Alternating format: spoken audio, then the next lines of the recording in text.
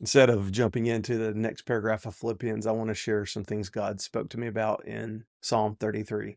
This is one of those mind-blowing weeks where, as I read this psalm, it stood out as if I'd never read it before. Several things stood out to me. The first idea comes from that familiar command.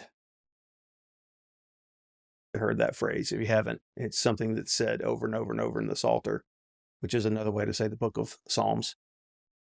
It just made me think about how that it requires artistic expression to reflect the appropriate adoration for God, at least sometimes. This word song, I don't think it's too much to extend it into categories like poetry and art. It reminds me of the phrase, one of my favorites, a picture is worth 1,000 words, because that idea suggests, like this command, that it takes more than just prose or lectures or lectionaries or logical treatises to really reflect the greatness of who God is.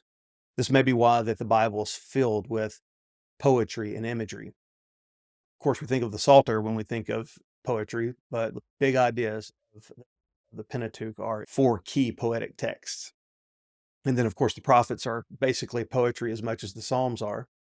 We get to the New Testament, we have the Christ hymns in Philippians and Colossians. And then, of course, there are thousands of images used throughout the Bible to describe the unsearchable nature of God's qualities. The ones that come to my mind immediately are the I am statements about Jesus. I am the bread. I am the living water. I am the good shepherd. I am the vine. It requires this level of artistic expression beyond just simple descriptive words to even get close to describing the greatness of God.